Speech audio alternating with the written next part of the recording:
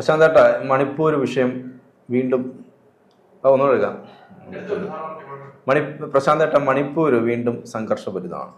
കേരളത്തിൽ ജോസ് കെ മാണി മണിപ്പൂരിൽ നടക്കുന്ന സംഭവങ്ങളെ അപലപിച്ചുകൊണ്ട് സംസാരിച്ചിട്ടുണ്ട്. പക്ഷെ തൊട്ട് ഇപ്പുറത്ത് നമ്മുടെ കൊച്ചിയിലാണ്, അദ്ദേഹത്തിന് കുറച്ച് ദൂരമേ ഉള്ളൂ അങ്ങോട്ട് പോകാൻ. കോട്ടയം ജില്ലക്കാരനാണല്ലോ, അവിടെ നിന്ന് കുറച്ച് യാത്ര ചെയ്താൽ അദ്ദേഹത്തിന് കൊച്ചിയിലെത്താം. കൊച്ചിയിലും മുനമ്പത്ത് നടക്കുന്ന ഒരു സംഭവമുണ്ട്. വഖഫ് ബോർഡ് അവിടെ ഈ പാവങ്ങളുടെ എല്ലാം ഭൂമി പിടിച്ചെടുക്കുന്നു. അപ്പോൾ ആ സമരം കത്തി നിൽക്കുന്നു. ആ പാർട്ടി എന്ന് പറയുന്നത് തന്നെ, കേരള കോൺഗ്രസ് മാണി എന്ന് പറയുന്നത് തന്നെ പിതാക്കന്മാരുടെ പാർട്ടിയാണ്, ക്രിസ്ത്യൻ സഭയുടെ പാർട്ടിയാണ്. അപ്പോൾ അങ്ങനെ ഒരു പാർട്ടിയുടെ നേതാവായ ജോസ് കെ മാണി അതിനെതിരെ ഒരു നിലപാടെടുക്കുന്നതായിട്ട് നമ്മൾ കാണുന്നില്ല. ഇരട്ടത്താപ്പുണ്ടോ ജോസ് കെ മാണിയുടെ നിലപാടിൽ? അല്ല, അങ്ങോട്ട് ചെല്ലണ്ടെന്ന് അവർ പറഞ്ഞു. ഇരട്ടത്താപ്പുണ്ടോന്ന് ചോദിച്ചാൽ തന്നെ ഇരട്ടത്താപ്പല്ലേ ഉള്ളത്.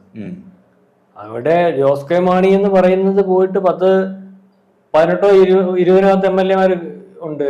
ആരുടെ? അങ്ങനെ തന്നെ പറയാം, ക്രിസ്ത്യൻ MLA-മാരുണ്ട്. അതിനകത്ത് പ്രധാനപ്പെട്ട ഈ കേരള കോൺഗ്രസിന്റെ ഭാഗമായിട്ട് നിൽക്കുന്ന MLA-മാരുണ്ടല്ലോ.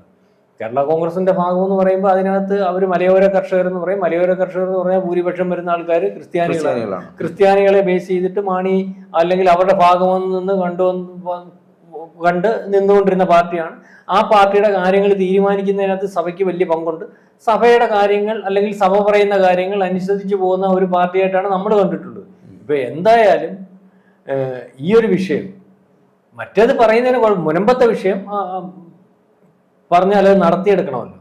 നടത്തിയെടുക്കണമെങ്കിൽ നടത്തിയെടുക്കാൻ പാടാണല്ലോ. അത് മുനമ്പത്തെ വിഷയമായിട്ട് നിൽക്കുന്നതെന്ന് പറഞ്ഞാൽ മുസ്ലിം ലീഗ് ആണല്ലോ, അല്ലെങ്കിൽ മുസ്ലിം സമുദായമാണല്ലോ. ഈ ക്രിസ്ത്യൻ സമുദായത്തിനെക്കാട്ടി കൂടുതലും ഇപ്പൊ ഈ ജോസ് കെ മാണിയൊക്കെ ഭയക്കുന്ന സമുദായം, സംഘടിതമായിട്ട് നിൽക്കുന്നതെന്ന് കരുതുന്ന സമുദായം മുസ്ലിം സമുദായമാണല്ലോ. അല്ലെങ്കിൽ പൊളിറ്റിക്കൽ ഇസ്ലാം എന്ന് പറയുന്ന ആ ഒരു സംഭവം കേരളത്തിലുടനീളം ഉരുത്തിരിച്ചിരിക്കുന്നത് മുസ്ലിമാണല്ലോ. പൊളിറ്റിക്കൽ ഇസ്ലാമിനെ ഭയക്കുന്ന രാഷ്ട്രീയ പാർട്ടികളായിട്ട് മാറിയിട്ടുണ്ട് ഇന്ന് കോൺഗ്രസും കമ്മ്യൂണിസ്റ്റും അല്ലെ കേരള കോൺഗ്രസും ഒക്കെ. മറ്റേ മണിപ്പൂര വിഷയം പറയുന്നതിന് കുഴപ്പമില്ല. മണിപ്പൂര വിഷയം ഇപ്പൊ ആർക്കും അറിയാവുന്ന വിഷയമായിട്ട് മാറി പോണേ. ഇപ്പൊ ജോസ് കെ മാണി മണിപ്പൂർ ഒരു വിഷയം എടുത്തുകൊണ്ട് വന്നാലോ, അല്ലെങ്കിൽ രാഹുൽ ഗാന്ധിയിലെ പണ്ടത്തെ ഒരു മാറ്റിവെച്ച ചീട്ടെടുത്ത് വീണ്ടും രാഹുൽ ഗാന്ധി ഇറങ്ങിയിട്ടുണ്ട്, മണിപ്പൂര് പ്രധാനമന്ത്രി പോകണം. പ്രധാനമന്ത്രിക്കില്ല, ഇദ്ദേഹം പട്ടാലെ പോകുന്ന പോലെ പ്രധാനമന്ത്രി മണിപ്പൂരിൽ പോകണമെന്ന് പറയുന്നത്. പ്രധാനമന്ത്രി മണിപ്പൂരിലൊന്നും പോകണ്ട രാഹുൽ ഗാന്ധി. പ്രധാനമന്ത്രി വേണ്ട കാര്യങ്ങൾ എവിടെ ഇരുന്നാലും ചെയ്യാൻ സാധിക്കും. പ്രധാനമന്ത്രിക്ക് മണിപ്പൂരിൽ പോകുന്നത് മോശമായിട്ടുള്ളതായിട്ടല്ല. മണിപ്പൂരിൽ പ്രധാനമന്ത്രി പോയി പരിഹരിക്കാനുള്ള പ്രശ്നങ്ങളൊന്നും മണിപ്പൂരിലില്ല. മണിപ്പൂരിൽ ഇതുപോലുള്ള പ്രശ്നങ്ങൾ ഉണ്ടാക്കുന്നതിന് രാഹുൽ ഗാന്ധി ഇപ്പൊ മണിപ്പൂരിൽ പ്രധാനമന്ത്രിയെ പറഞ്ഞു വിടുമ്പോൾ മണിപ്പൂർ ഇത്തരത്തിലാക്കി തിരിക്കുന്നതിന് രാഹുൽ ഗാന്ധിയുടെ മുത്തച്ഛൻ അല്ലെങ്കിൽ മുത്തച്ഛിയുടെ അച്ഛൻ നെഹ്റു ഉണ്ടല്ലോ, അന്ന് ബ്രിട്ടീഷുകാരുടെ കാലത്ത് നിന്ന് സ്വാതന്ത്ര്യം മേടിച്ചിട്ട് ഇതുപോലെ അതിർത്തി സംസ്ഥാനങ്ങൾ മണിപ്പൂർ പോലെയും നാഗാലാൻഡ് പോലെയുള്ള സംസ്ഥാനങ്ങളിൽ അന്നേ ഉരുത്തിരിഞ്ഞു വന്ന ദാരിദ്ര്യവും അല്ലെങ്കിൽ അവിടുത്തെ ജനങ്ങളുടെ പ്രശ്നവും ഒക്കെ മാറ്റിയായിരുന്നെങ്കിൽ അന്ന് ഈ വിദേശ സഹായത്തോടു കൂടി അവിടെ ഇത്തരത്തിലൊരു സമുദായ മാറ്റവും അല്ലെങ്കിൽ ഇത്തരത്തിൽ കാര്യങ്ങൾ ഉരുത്തിരിയുന്ന രീതിയിലൊക്കെ നടത്തില്ല. ജോൺ അറിയാവോ, ഇപ്പൊ ഈ മണിപ്പൂരിൽ വിഷയം ഉണ്ടല്ലേ, മണിപ്പൂരിൽ ഈ ഗോത്രവർഗം കുക്കി, മെയ്ത്തി അതുപോലെ വേറെ ചില ഗോത്രങ്ങളും ഉണ്ട്. ആ ഗോത്രവർഗങ്ങളെ പരസ്പരം ബന്ധപ്പെടാതെ സഹകരിക്കാൻ പാടില്ലാതെ അതേ രീതിയിൽ നിർത്തുന്നതിന് വേണ്ടി കോൺഗ്രസ് പാർട്ടി വളരെ കാലം ഇപ്പോഴാ മണിപ്പൂരിലൊക്കെ BJP വന്നത്. ഈ വളരെ കാലം ഈ സംസ്ഥാനങ്ങളൊക്കെ ഭരിച്ചിരുന്ന കോൺഗ്രസ്, ഈ കോൺഗ്രസ് പാർട്ടി ചെയ്തിരിക്കുന്ന ജോലി എത്രത്തോളം ഉണ്ടെന്നറിയാം. അതായത് രണ്ട് സമുദായങ്ങളെ, ഒരു സംസ്ഥാനത്തുള്ള ഈ സമുദായങ്ങളെ കൂടെ അങ്ങോട്ടും ഇങ്ങോട്ടും സഹകരിക്കാൻ സമ്മതിക്കത്തില്ല. കാരണം അങ്ങനെ ഒരു സംസ്ഥാനത്തെ ജനങ്ങളെ ഒരു ഇന്ത്യ ഭരിക്കുന്ന ഒരു ഭരണകർത്താക്കൾ അല്ലെങ്കിൽ അതിന്റെ ഭാഗമായിട്ടിരിക്കുന്ന പാർട്ടി അങ്ങനെ നിർത്തുക എന്ന് പറഞ്ഞാൽ ആരുടെയെങ്കിലും ഒക്കെ താല്പര്യമായിരിക്കുമല്ലോ.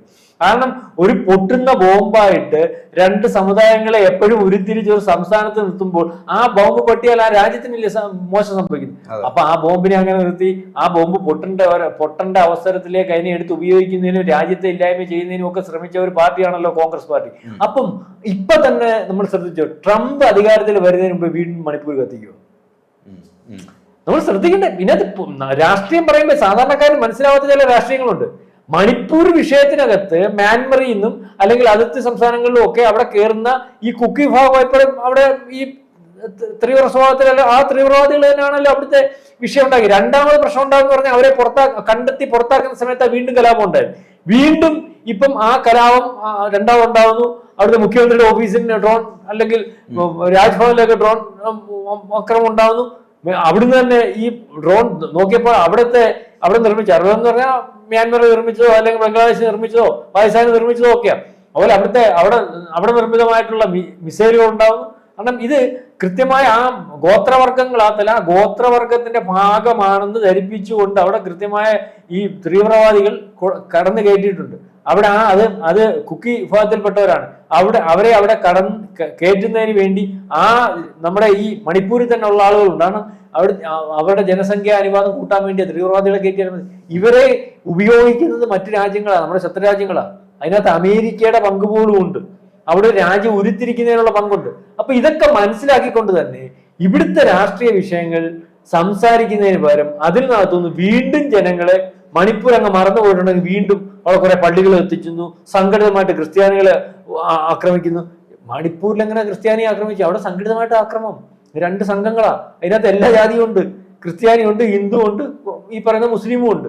ഒരു ഗോത്രം മറ്റേ ഗോത്രത്തെ ആക്രമിക്കുമ്പോൾ അവിടെ പള്ളി ഉണ്ടെങ്കിൽ പള്ളി നശിപ്പിക്കും, മോസ്ക് ഉണ്ടെങ്കിൽ മോസ്ക് നശിപ്പിക്കും, ഈ അമ്പലങ്ങൾ നശിപ്പിക്കും. അതിനകത്ത് പള്ളിയുടെ മാത്രം കണക്കെടുത്ത് രാഹുൽ ഗാന്ധിയും അല്ലെങ്കിൽ അതിനെ ഏറ്റുപിടിച്ച് ഈ പറഞ്ഞ ജോസ് കെ മാണി ഒന്നും പറയണ്ട.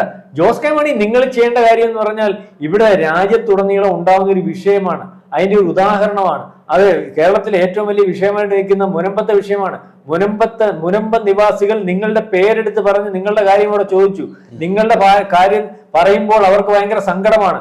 ഞങ്ങളുടെ ഭാഗമായിട്ടില്ലെങ്കിൽ ഞങ്ങൾ സഹായിച്ചിട്ടുള്ള കേരള കോൺഗ്രസിന്റെ രാജ്യസഭ MP അല്ലെങ്കിൽ അവരുടെ MLA അവിടെ ഇരുന്നിട്ട് അവർക്കെതിരായിട്ട് നിയമം പാസ്സാക്കുന്നതിന് കൂട്ടുനിന്നു.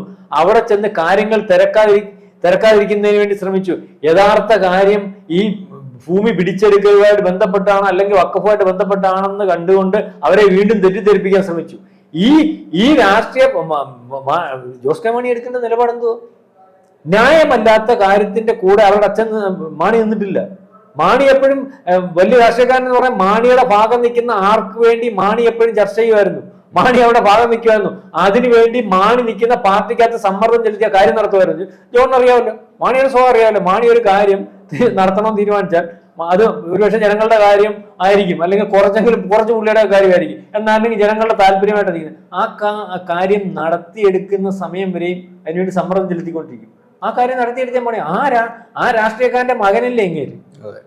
ആ രാഷ്ട്രീയക്കാരൻ എന്തിനു വേണ്ടി നിന്നു? അതിന് വിരുദ്ധമായിട്ടല്ലേ നിൽക്കുന്നത്? ഒന്നുമല്ലെങ്കിൽ അവിടെ പോയി അവരുടെ താല്പര്യത്തിനനുസരിച്ച് സംസാരിക്കാനും അവരുടെ സമരത്തിന് ഐക്യദാർഢ്യം പ്രകടിപ്പിക്കാനെങ്കിലും കേരള കോൺഗ്രസ്സുകാരനുള്ള ഇയാൾ ശ്രമിക്കണ്ടേ? അപ്പൊ ഇപ്പോഴും മണിപ്പൂര്, അപ്പം ഈ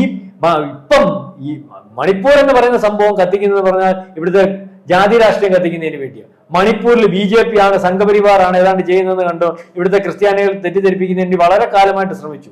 അപ്പം ഇവിടുത്തെ അത് നടക്കാതെ പോയി.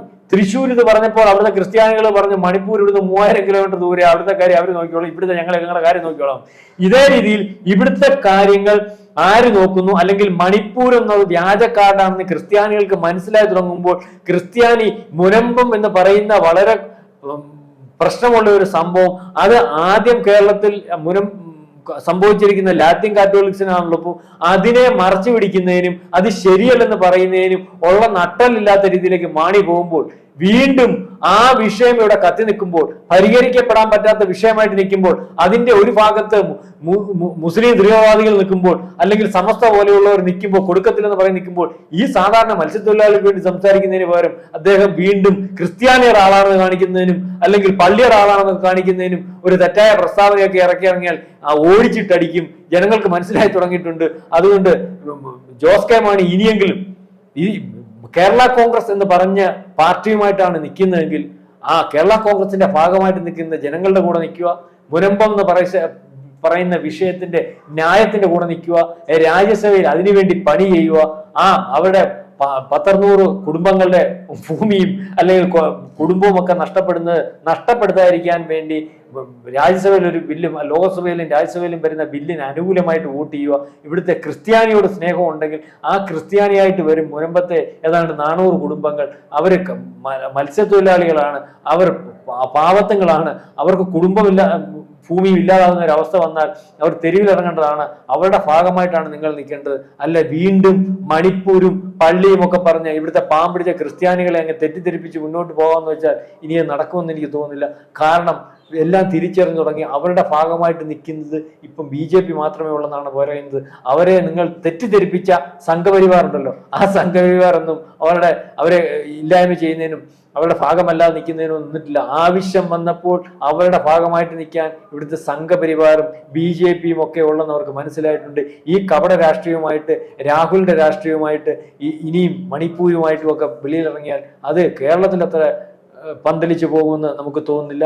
അതുകൊണ്ട് ജോസ് കെ മാണി ശരിയായ രാഷ്ട്രീയത്തിലും ജോസ് കെ മാണിയുടെ അച്ഛൻ കാണിച്ചു കൊടുത്ത രാഷ്ട്രീയത്തിലും ഒക്കെ പോകുന്നതായിരിക്കും നന്നാവുക.